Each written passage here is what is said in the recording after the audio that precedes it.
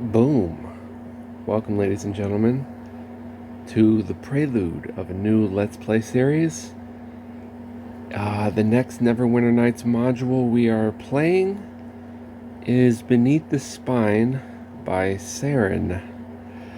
Alright, so today is going to be the prelude, episode 0. We're going to get into character creation in a minute, but I wanted to bring this up first so we know what we're diving into here. Alright, so let's look at the bottom screen.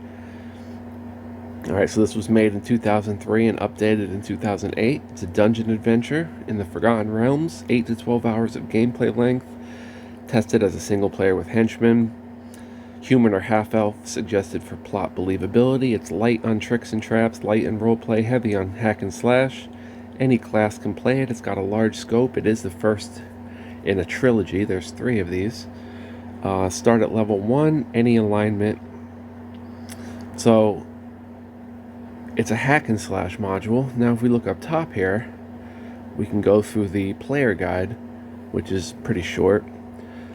Please note this is no longer a 2-part module. Both the original part 1 and part 2 have been combined into this single module, and then there's 2 modules past after this where you can import your character into them, which is what I'm going to do. So Beneath the Spine is a Forgotten Realms module for first level new characters. It's recommended to use either a human or half-elf character to make the plotline believable.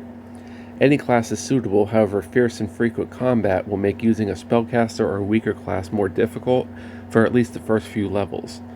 The module provides 8 to 12 hours of gameplay and allows your character to advance to 8th level. Please note, a large hack pack incorporating several custom tile sets is required to provide the frigid environment typical of the Frozen Far. And certain portions of your character's background are predetermined by the storyline.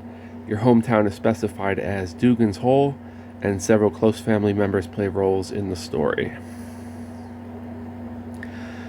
So Beneath the Spine is primarily a linear hack and slash, with the objective being to get from point A to point B as quickly as possible. The module has several henchmen available, which are recommended. The module was designed and tested for single player, utilizing the available henchmen. Spellcasters are strongly advised to use the hardier henchmen, as battle is frequent and difficult for low-level spellcasters. Beneath the Spine uses 69's multiple henchman scripts, so you will be able to use up to 3 henchmen that you can equip, command, and use as you see fit. The henchmen are said to be 1 level higher than your character, providing them a little extra durability and functionality without taking the focus of the action off your character. However, the henchmen are not mandatory to the story, so ignoring them won't distract anything crucial to the plot. So here's the storyline. Starting from your home in Dugan's Hole, a tiny village in the Frozen Far, one of the smallest of the 10 towns, you begin an epic family quest that will force you to conquer the mighty spine of the world. Across frigid tundra and through endless tunnels you must travel to reclaim your legacy and rescue your kin. Old friends and new stand ready to take up arms and join in your quest against countless menacing foes. But once the journey starts, there can be no turning back. Are you ready to venture beneath the spine? So I wanted to pick this module because I wanted to do something since winter's coming. I wanted to do something in the Frozen North, Spine of the World, the 10 Towns, Icewind Dale area. Yeah, and there's more Icewind Dale mods that I can play, like in the Heart of Winter as well. Alright, known issues. So let's just jump to number 1. If you reload or respawn without completely exiting out of the game, 1 or 2 strange things may happen. 1, rehired henchmen may need to be talked to or given commands before they will follow you again.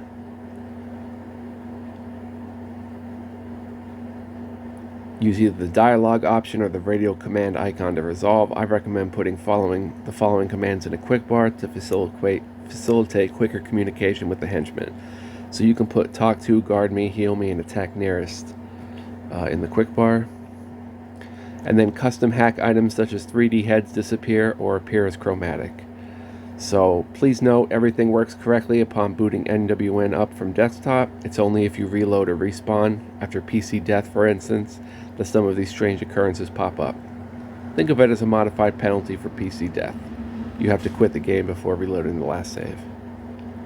In addition, upon leveling up, certain custom items that can be given to your henchmen may disappear, armor, helmets, etc. To be safe before leveling up your henchmen, ask for their inventory containing any custom items, then return it to them after they level up. Nothing will be lost that way. So we have to remember to do that. Okay, so here's some hints and tips to finish this up. Although not necessary, using a character with healing capabilities will allow you to rest less often. With up to 3 henchmen, battles will often leave at least one party member rather beat up. So to avoid transferring a lot of potions to your henchmen or resting a lot, a cleric or druid will keep your troops at optimal HP. One henchman is a cleric thief, and one is a bard, both with some healing spells, however it's not their specialty. Set up your quick par with henchman communication icons. For example, talk to, guard me, heal me, and attack nearest are helpful to have as one-click buttons. Talk to your henchmen every now and then. They can provide some backstory information and hints. Use either a human or half-elf character to make the plotline believable. So, we're probably going to be a human. I'm not sure yet. If you want to play a spellcaster unit, use at least one tank henchman, like Mard is advisable, as the hack and slash can be tough on low-level spellcasters. It would also help to take the toughness feat and even a level of fighter or barbarian early on to make the character more resistant to battle. Save your game before leveling up henchmen, and use your henchman's inventory to store extra treasure and equipment. Just make sure to transfer it before leveling them up. This module contains a large hack pack with the following custom content: Velamar's Ice Mine tile set, Frozen Castle Interior tile set, Lactex Rural Winter tile set, Wayland and Thalion Stellani's Hills, Owlbear, Heads by the Face, or Heads, Cloaks, Robes, Doily Boys, and Sylvandrock's Forest Canopies, and Lands of Cray. Thanks to these artists and anyone who he has regrettably omitted. And finally, Saren would like to thank the creators of this content. Fantastic job. It made creating this mod very enjoyable. And you can check out his shoutouts there.